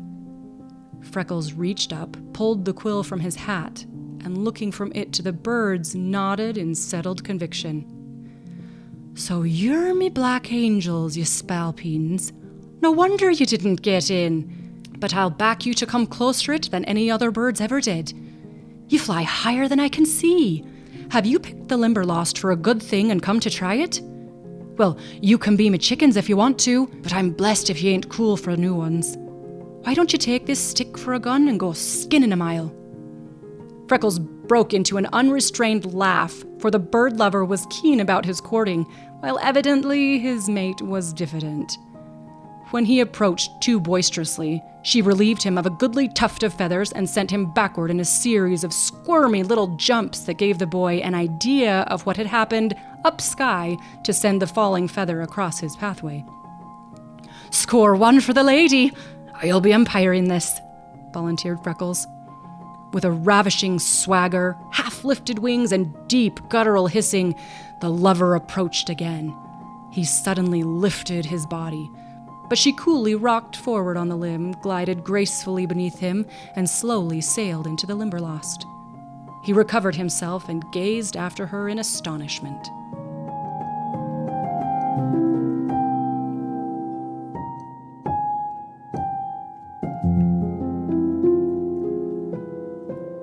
Freckles hurried down the trail, shaking with laughter. When he neared the path to the clearing and saw the boss sitting motionless on the mare that was the pride of his heart, the boy broke into a run. "Oh, Mr. McLean," he cried. "I hope I haven't kept you waiting very long. And the sun is getting hot. I've been so slow this morning. I could have gone faster, only there were that many things to keep me, and I didn't know you would be here. I'll hurry after this. I've never had to be given excuses before. The line wasn't down, and there wasn't a sign of trouble. It was other things that were making me late." McLean, smiling on the boy, immediately noticed the difference in him. This flushed, panting, talkative lad was not the same creature who had sought him in despair and bitterness. He watched in wonder as Freckles mopped the perspiration from his forehead and began to laugh. Then, forgetting all his customary reserve with the boss, the pent-up boyishness in the lad broke forth. With an eloquence of which he never dreamed, he told his story. He talked with such enthusiasm that McLean never took his eyes from his face or shifted in the saddle until he described the strange bird lover, and then the boss suddenly bent over the pommel and laughed with the boy. Freckles decorated his story with keen appreciation and rare touches of Irish wit and drollery that made it most interesting as well as very funny. It was a first attempt at descriptive narration, with an inborn gift for striking the vital point, a naturalist's dawning enthusiasm for the wonders of the Limberlost, and the welling joy of his newly found happiness. He made McLean see the struggles of the moth and its freshly painted wings, the dainty, brilliant bird mates of different colors, the feathers sliding through the clear air, the palpitant throat and batting eyes of the frog, while his version of the big bird's courtship won for the boss the best laugh he had enjoyed for years. "They're in the middle of the swamp now," said Freckles. "Do you suppose there's any chance of them staying with me chickens? If they do, they'll be about the queerest I have. But I tell you, sir, I am finding some plumb good ones. There's a new kind over at the mouth of the creek that uses its wings like feet and walks on all fours. It travels like a thrashing machine. There's another, tall as me waist, with a bill a foot long, a neck near too, not the thickest of me wrist, and an elegant colour. He's some blue and grey, touched up with black, white and brown. The voice of him is such that if he'd be going up and standing beside a tree and crying at it a few times, he could be sawing it square off. I don't know but it would be a good idea to try him on the gang, sir. McLean laughed. Those must be blue herons, Freckles, he said, and it doesn't seem possible. But your description of the big black birds sounds like genuine black vultures. They're common enough in the south. I've seen them numerous around the lumber camps of Georgia, but never before heard of any this far north. They must be strays. You have described perfectly our nearest equivalent to a branch of these birds called in Europe Pharaoh's chickens. But if they're coming to the Limberlost, they'll have to drop Pharaoh and become Freckles chickens like the remainder of the birds, won't they? Or are they too odd and ugly to interest you? Oh, not at all, at all! Cried Freckles, bursting into pure brogue in his haste. I don't know as I'd be calling them exactly pretty, and they do move like a rockin' horse lopin', but they're so big and fearless. They have a fine colour for blackbirds, and their feet and beaks seem so strong. You never saw anything so keen as their eyes. And fly? Why, just think, sir, they must be flying miles straight up, for they were out of sight completely when the feather fell. I don't suppose I've a chicken in the swamp that can go as close to heaven as those big black fellows. And then... Freckles' voice dragged and he hesitated. Then what? Interestedly urged McLean. He was loving her so, answered Freckles in a hushed voice. I know it looked awful funny, and I laughed and told on him. But if I'd taken time to think, I don't believe I'd have done it. You see, I've seen such a little bit of loving in my life. You easily can be understanding that at the home it was every day the old story of neglect and desertion. Always people that didn't even care enough for their children to keep them. So you see, sir, I had to like him for trying so hard to make her know he loved her. Of course, they're only birds. But if they are caring for each other like that, why, it's just the same as people, ain't it? Freckles lifted his brave, steady eyes to the boss. If anybody loved me like that, Mr. McLean, I wouldn't be spending any time on how they looked or moved. All I'd be thinking of would be how they felt toward me. If they will stay, I'll be caring as much for them as any chickens I have. If I did laugh at them, I thought he was just fine. The face of McLean was a study, but the honest eyes of the boy were so compelling that he found himself answering, You're right, Freckles. He's a gentleman, isn't he? And the only real chicken you have. Of course he'll remain. The Limberlost will be paradise for his family. And now, Freckles, what has been the trouble all spring? You done your work as faithfully as anyone could ask, but I can't help seeing that there's something wrong. Are you tired of your job? I love it, answered Freckles. It will almost break me heart when the gang comes and begins tearing up the swamp and scaring away my chickens. Then what is the trouble? Insisted McLean. I think, sir, it's been books, answered Freckles. You see, I didn't realize it myself until the bullfrog told me this morning. I hadn't ever even heard about a place like this. Anyway, I wasn't understanding how it would be if I had.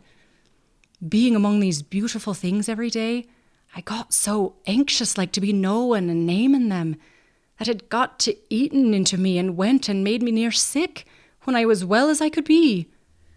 Of course, I learned to read, write, and figure some at school, but there was nothing there or in any of the city that I ever got to see that would make a fellow even be dreaming of such interesting things as there are here.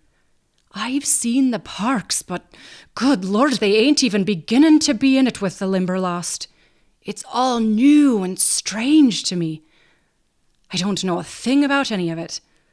The bullfrog told me to find out, plain as day. And books are the only way, ain't they? Of course, said McLean, astonished at himself for his heartfelt relief. He had not guessed until that minute what it would have meant for him to have Freckles give up. You know enough to study out what you want yourself if you had the books, don't you? I'm pretty sure I do, said Freckles. I've learned all I'd the chance at in the home, and me schooling was good as far as it went. Wouldn't let you go past 14, you know. I always did me sums perfect and loved me history books. I had them almost by heart. I never could get me grammar to suit them. They said it was just born in me to go wrong talking. And if it hadn't been, I suppose I would have picked it up from the other children. But I'd the best voice of any of them in the home or at school. I could knock them all out singing. I was always leader in the home. And once one of the superintendents gave me car fare and let me go into the city and sing in a boys' choir. The master said I'd the sweetest voice of them all, until it got rough like, and then he made me quit for a while. But he said it would be coming back by now, and I'm really thinking it is, sir, for I've tried on the line a bit of late, and it seems to go smooth again, and lots stronger. That and my chickens have been all the company I've been having, and it will be all I'll want if I can have some books and learn the real names of things, where they come from, and why they do such interesting things. It's been fretting me more than I know to be shut up here among all these wonders and not knowing a thing. I wanted to ask you what some books would cost me, and if you'd be having the goodness to get me the right ones. I think I have enough money. Freckles offered his account book, and the boss studied it gravely. You needn't touch your account, Freckles, he said. $10 from this month's pay will provide you everything you need to start on. I will write a friend in Grand Rapids today to select you the very best and send them at once. Freckles' eyes were shining. Never owned a book in my life, he said. Even my school books were never mine. Lord, how I used to wish I could have just one of them for my very own.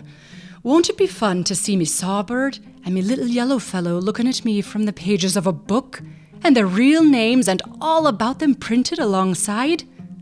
How long will it be taken, sir? 10 days should do it nicely, said McLean. Then, seeing Freckles' lengthening face, he added, I'll have Duncan bring you a 10-bushel store-box the next time he goes to town. He can haul it to the west entrance and set it up wherever you want it. You can put in your spare time filling it with specimens you find until the books come, and then you can study out what you have. I suspect you could collect specimens that I could send to naturalists in the city and sell for you, things like that winged creature this morning. I don't know much in that line, but it must have been a moth, and it might have been rare.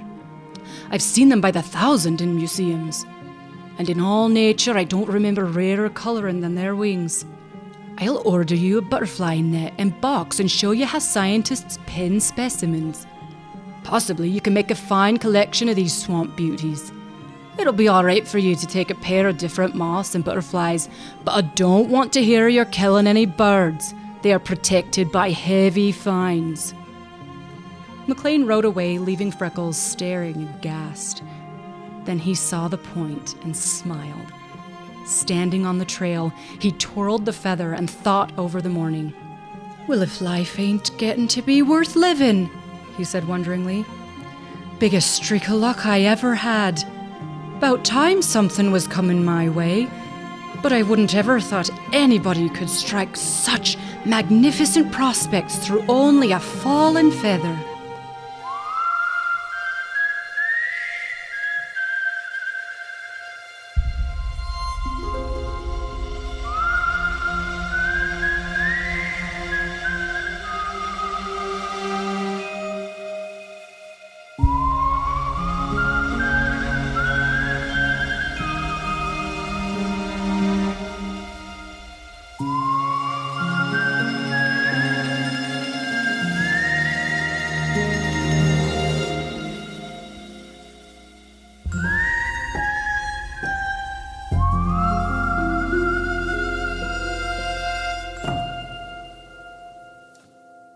That was really well done.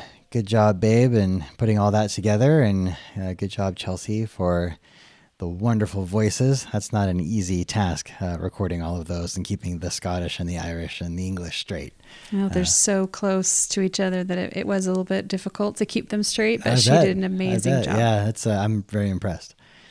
Well, I love Gene Stratton-Porter and some of her stories. I've read Freckles, and I've read another book of hers, Laddie, which was about her older brother. There's something so sincere and genuine about her writing. What I especially love is that she's writing in the same vein and kind of at the same time, similar times, to what are called local color writers in American literary history.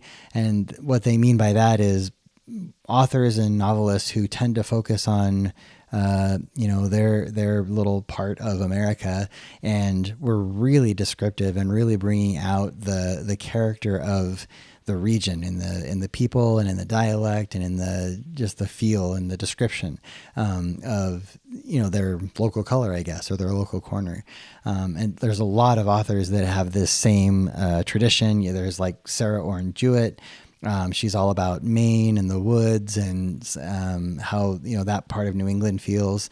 And she has a beautiful short story called A White Heron, all about a little girl chasing a white heron into the woods on her own. She has to spend the night in the woods when she gets stuck out there. It's a great story. I think of like Robert Frost, of course. Almost all of his poems have to do with New England. One of my favorites of his is Birches, all about what it's like to be a boy among the birch forest. I think of O. Henry, who wrote a little bit about New York, really, and his most famous story, The Gift of the Magi, and what the sort of tension between progress and humble lifestyle and family and the city. Willa Cather is a great one. She has a story called Neighbor Rossicky that I just really love. That she's all about the Nebraska plains and about what it's like to settle that land out there. And I also think of course, Mark Twain, right? He's probably the most famous local color author that also became quite a celebrated and important novelist. Of course, he writes all about the West and about Mississippi. You've got like the celebrated Jumping Frog of Calaveras County. And I feel like about every other episode, I have to basically say, Huck Finn, the greatest novel of all time. It's hard to beat. It's really hard to beat. It's got everything you want in an American novel, in my opinion, and it really captures the heart of America. And all of these stories do that. They describe their little corner of America. And of course, Gene Stratton-Porter is doing that with Limberlost in the Indiana area, right? And you describe some of that in the intro.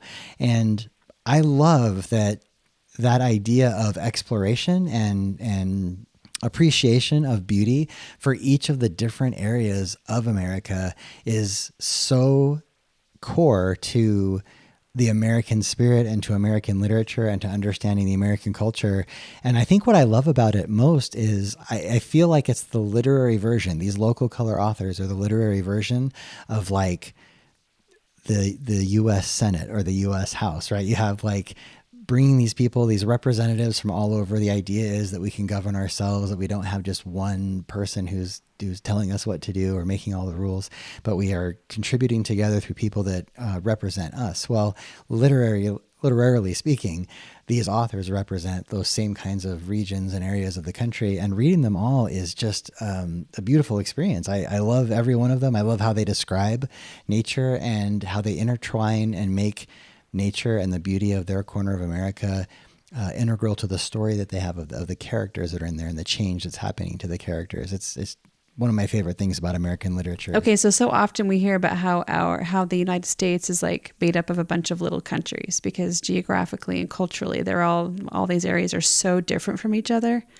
So I like to think of this these authors and all of these stories as like a way of traveling the country. Yeah. Like if you want a way to experience the country without actually having to spend the money to travel, then pick up some of these books that teach you about the different areas and the different cultures and the different ways of approach to life. And it will give you such a beautiful like tapestry, such a beautiful illustration, a beautiful image of America. We're all so different, but we all come together into one country. It would just be a really cool experience to go through and read all of these stories. All of these authors, Gene Stratton-Porter is no exception. They have a real talent for their imagery and description and being able to capture not only the visual of what it looked like, but the feeling of what it looked like. And it's hard to overstate how impressive that talent is. I've read a lot of these stories from a young age, growing up in California, and I really kind of got into American literature in high school a little bit. And I've loved these stories. And I remember vividly, having read some of these accounts that feature Boston or Chicago or New York or Savannah. And then when you visit one of those places, it's kind of jaw-dropping to realize you recognize all of that. You could look around and think, I've seen this before, but really I haven't. I've just read it through these extremely talented writers who did such a good job of capturing the feel and describing the region that you literally step into it and feel like you've been there before. I mean, one of my favorite moments in our history is, we have a lot of experience with the legend of Sleepy Hollow and with Washington Irving and Tarrytown in New York. And when we were able to visit New York and we, took the train out to Tarrytown along the Hudson River and got off and saw the church and the bridge and the road and the orchard and fields. The it was just like surreal. I thought it was so amazing. It's like, wow, you literally feel like you just stepped into a novel or into the book. And that's what it's like to see these places, especially after reading some of these authors. So if you have any interest in learning about those different corners of America, especially as they were being developed, these authors, they get right at the heart of it. And then when you go visit these places, it's just a magical experience. Well, and it's also it's a way to prove whether or not they did a good job of describing it. Yeah. When you get there and you're like, wow, this really is as amazing as that story was, But also that place has so much more meaning. Yes. When you have read these stories and you've spent a lot of time with those words and those descriptions and the characters and all those things that enrich the story, and then you're able to go visit that place, it has so much more meaning. I agree. It actually makes me appreciate in a literary form something that Jefferson said in the Constitution, or maybe it was the Declaration. The phrase he used is that they were focused on the laws of nature and of nature's God. And I've always loved that. I just very poetic phrasing for this idea that we have natural rights and everyone deserves respect and diversity, tolerance, all the things we've talked about before, even the Goldilocks zone, all of that's implied there. And I think these authors have a respect for the laws of nature and nature's God. Very often these stories, they're very simple, they're very straightforward, and it's often intertwined with ideas about survival in nature or being in harmony with nature. And I think that's such an important American concept. I just love it. Mm-hmm. Now, it's interesting with Stratton-Porter, too, because, she is... I'm sure that part of the reason she's fallen out of favor, she was very popular at a time, but part of the reason she's fallen out of favor is part of the reason that some people struggle with Little Women. We talked about that with Louisa May Alcott, and that is she's writing something of what like a moral tale or a tale with a moral lesson. It's very not in vogue these days, but I think there's really important elements of these moral tales and moral lessons that we might, too easily dismiss. And of course, her tales can be a little, I don't want to say two-dimensional. I think that's too harsh, but, the good people are very, very good. The bad people are very, very bad. It's very clear who's the villain, very clear who's the hero. But even though that can seem a little trite or a little contrived, she does a good job of showing that her characters aren't just two-dimensional. All of her characters have things they struggle with. They have misunderstandings. They're trying to, understand a little bit about, who they are in this fallen world. But I think something that's interesting that Stratton-Porter does is she transforms the Limberlost essentially into the Garden of Eden. And you've got these characters, most of whom don't even have names, right? Like Freckles does. We know his name at one point in the story, but generally he's Freckles because he's an orphan. You've got the angel, who we never know her name. She's just the angel.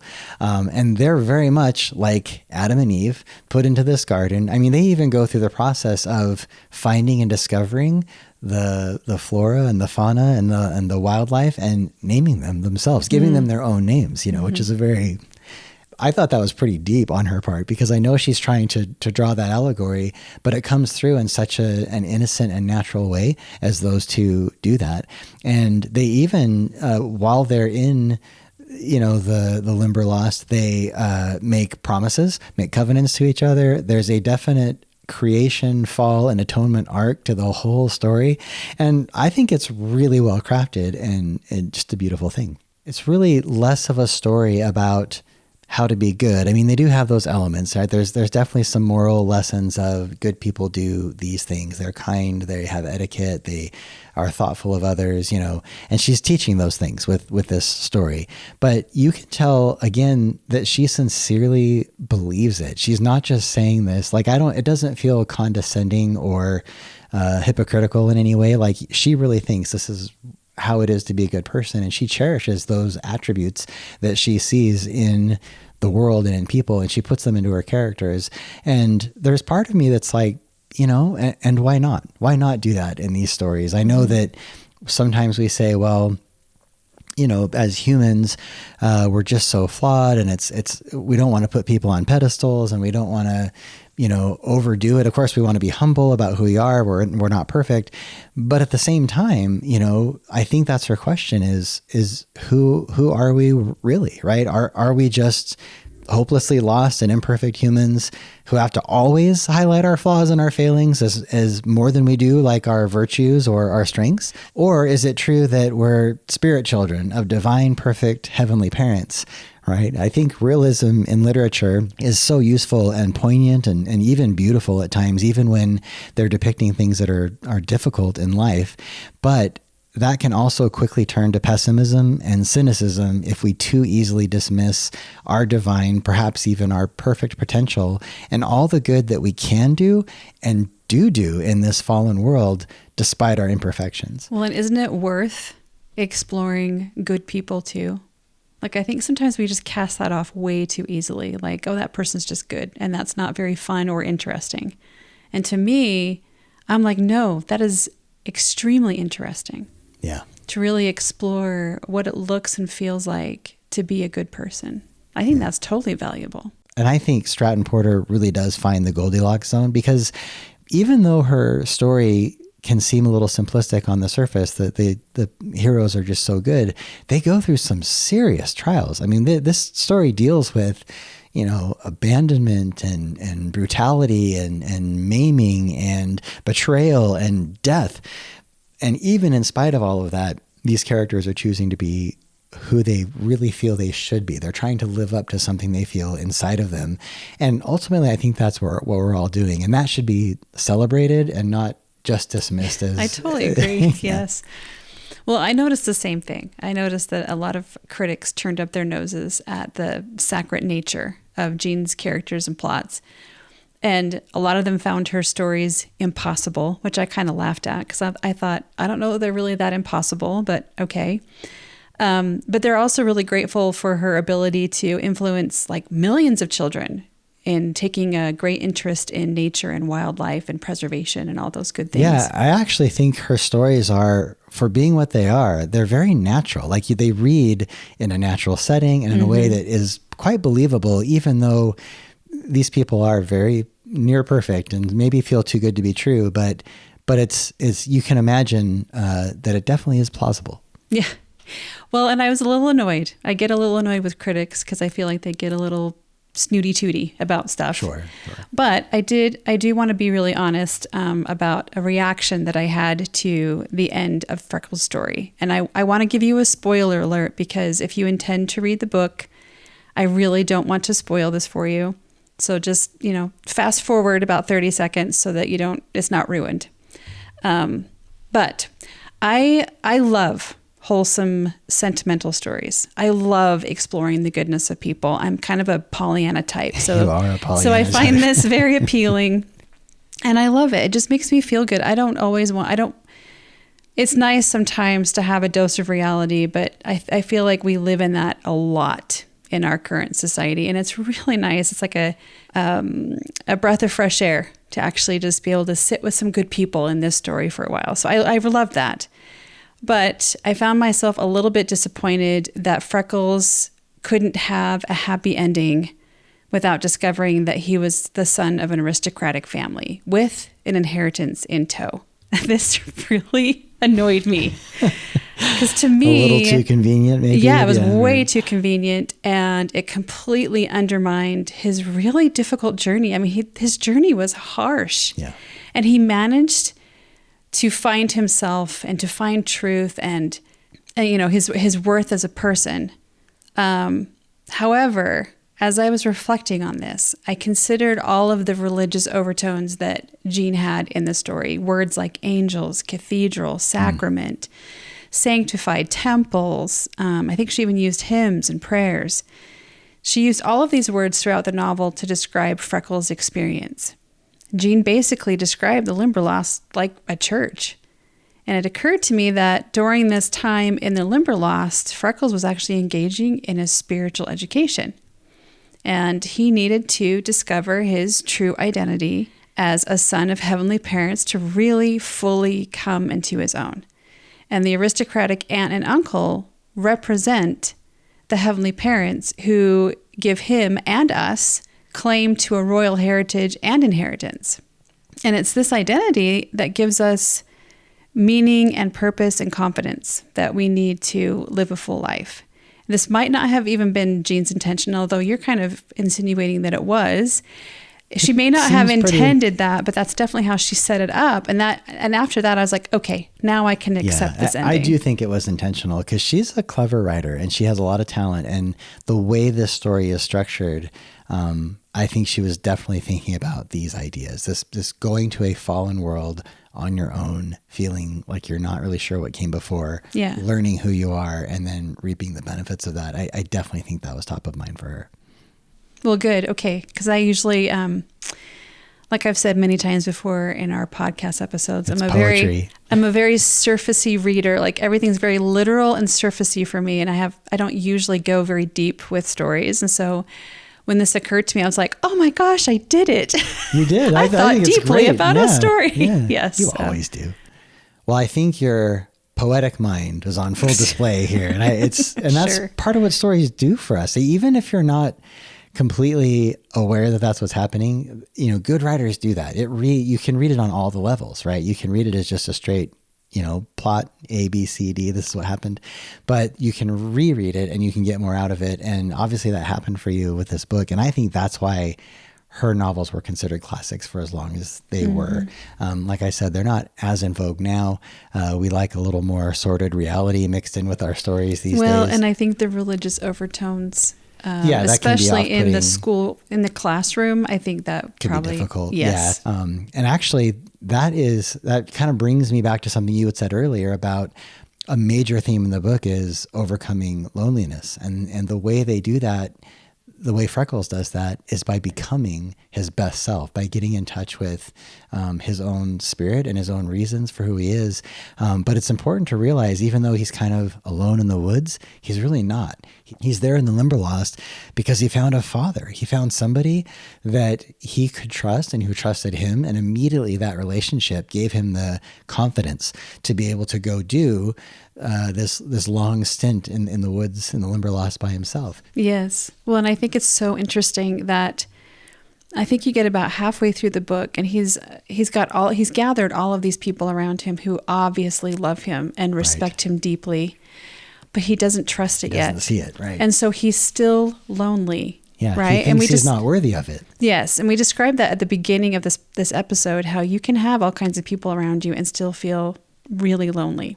It took him trusting that these people really did love him and really respected him and had his back. Yep. It took his trust for him to let that loneliness go and to know that he really did have this family that was there for him and loved him. There's great moments in the book where he really just feels he doesn't deserve all that because he's so certain that he's from like bad stock, if you will, right? Yeah. Bad people. And he must be a bad person or he must be unwanted or unloved. And on some level, all of us feel like that. And then his realization that like, wait a minute, actually, I'm worth more than I think I am. I'm more important to others and to God than I might think I am. And that's what gives him the power and the strength to really forge those relationships.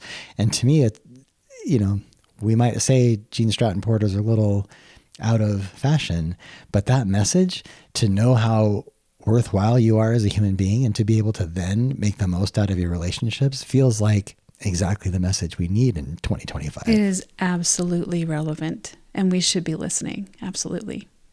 And as we're talking about families, if you listen to our podcast from our last podcast, We were talking about how a chosen family can be just as beneficial as, like a family that you've been born into. And here we have a really good example of a chosen family. You have Freckles, who gains an adoptive father, but he also has Duncan, and I forgot Duncan's wife's name. But Duncan and his wife also kind of adopt Freckles. And you have the angel, you have the bird woman, you have all of these people that Freckles kind of starts to gather in his life, and they become his family, and it becomes that foundation and stability that he desperately needed. And on another note, I think it's kind of fun to point out that Gene Stratton-Porter was the youngest of 12 children. So there you have a large family. She was the last kid, yet more evidence to prove Barone's and by extension Tim Carney's theory that large families, are more likely to produce great leaders and creative thinkers and movers and shakers. And I don't know. I just thought that was kind of a fun little side note. Yeah. So. And I love her insights and all of her stories. You can feel that she is the little sister that is just appreciating everything. Yeah, I love it. So returning to the theme of loneliness, I wanted to share a portion of a presentation given by Paul W. Lambert, who is the Religion Initiative Director at the Wheatley Institute. The Wheatley Institute is an organization whose mission is to strengthen the institutions of the family, religion, and constitutional government. Through their extensive research, Mr. Lambert shares the major concerns that face us as Americans today. First, we face a crisis of social division. 8 out of 10 Americans believe we are divided on the most important values. Second, we face a crisis of meaning and loneliness. An increasing amount of Americans claim they experience loneliness on a regular basis. The younger generation, Generation Z, is experiencing a crisis of finding meaning and purpose in life more than any other generation before, which has a direct correlation to rising suicide rates. Third, we have a crisis of moral values and virtue. Lambert says, more than 9 out of 10 Americans feel that our moral values are in shambles. These challenges are sobering, maybe even a little debilitating. How can we possibly solve them? Lambert says that the research is telling us that the solution to these crises is to, quote, lean into our faith and strengthen our religious engagement, unquote. He says that society's greatest weapon is your lived faith and your religious engagement. We must work to build a strong foundation of religious pluralism in our country, which means that we each live our religion with fervor and fidelity while also encouraging others to live theirs. How does practiced religion help with creating social unity? Studies amongst religious and non-religious groups show that there is a direct correlation between those who practice religion and those who perform civic duties, like voting, volunteering, giving service to the community, etc. Studies also show that religious persons are more willing to be the connectors between people of different racial, economic, and political backgrounds. Religion provides the principles and framework that foster a civic-minded and peacemaking people. How does religion help with meaning, purpose, and loneliness? As mental health issues and suicide rates climb, studies show that 40% of that increase can be attributed to a decline in religious practice.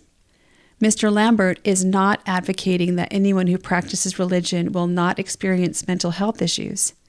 But he points to a study from Harvard that shows religion offers more protection from the adverse effects of mental illness by providing hope, purpose, and social safety nets.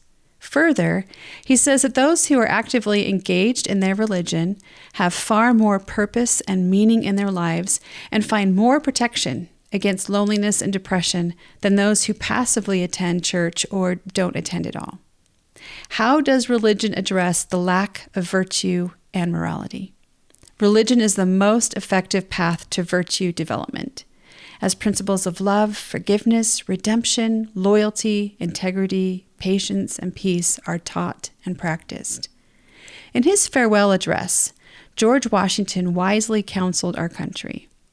And let us with caution indulge the idea that morality can be maintained without religion. Studies show that those who practice religion are 50% more likely to show gratitude, kindness, charity, and forgiveness. Religion provides the bedrock for virtue.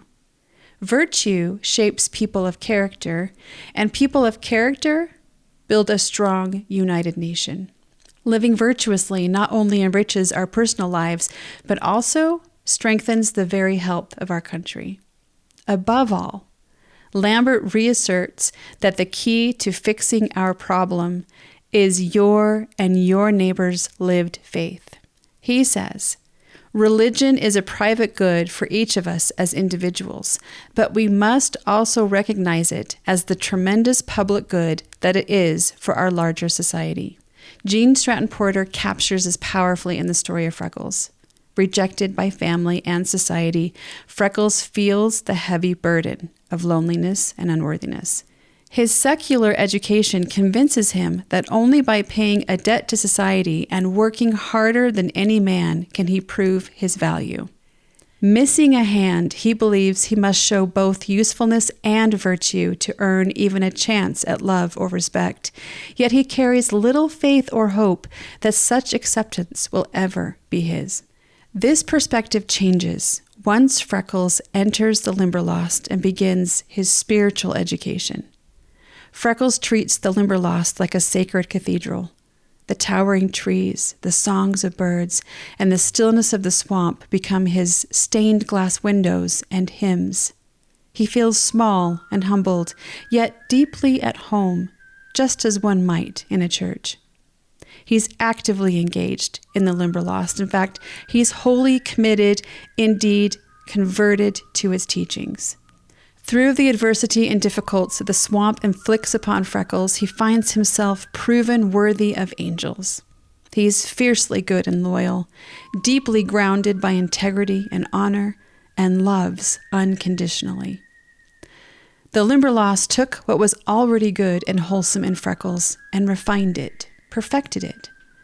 The most valuable piece of wisdom that Freckles acquired during his spiritual awakening was the knowledge that he was of noble birth, a royal heritage that no man or woman could strip from him. Purpose, meaning, hope, and confidence came to Freckles through this knowledge and can come to us all as we accept our nobility as children of God. This is our greatest weapon against the ills of our day. With our wholehearted acceptance of this truth, we will find that though our journey will still be fraught with adversity and peril, like the swamp of the Limberlost, our confidence will wax strong, our hope will shine brighter, our purpose will be clearer, and that empty feeling of loneliness will be filled with the people that we love and serve. We must never allow the veil of the world's troubles to distort our true image. We must never, ever forget who we really are and our divine potential as children of God. Hold your head up high, square your shoulders, and face the future with the optimism and grace of our humble friend, Freckles.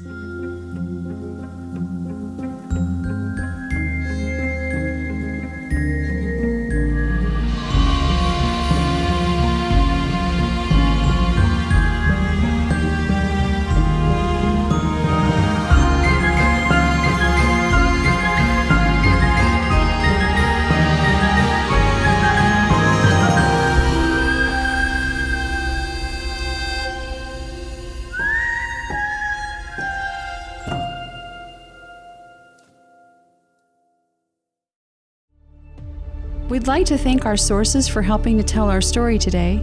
What is Causing Our Epidemic of Loneliness and How Can We Fix It? By Elizabeth M. Ross from the Harvard Graduate School of Education. Gene Stratton-Porter from Our Land, Our Literature website at Ball State University. Faith and Flourishing in Your Life and Work, Paul W. Lambert from BYU Speeches, and Freckles by Gene Stratton-Porter. Another huge thank you to Chelsea Franson Brown for her narration, and I'd like to add a quick note about Gene Stratton-Porter's Limberlost cabin in Geneva, Indiana. You can visit her home and her moth collections, as well as tour the remnants of the Limberlost, which is now called Loblolly Marsh. We believe that seeking out destinations such as this is just another way to add stories to your reservoir. So if you have the opportunity to experience Limberlost Cabin, we say go for it. And we sincerely hope that you will pick up the book Freckles and read it in its entirety, and maybe try The Girl of the Limberlost and Laddie as well, because they are totally worth the read. We'd like to thank you for joining us today and allowing us to help build your story reservoir.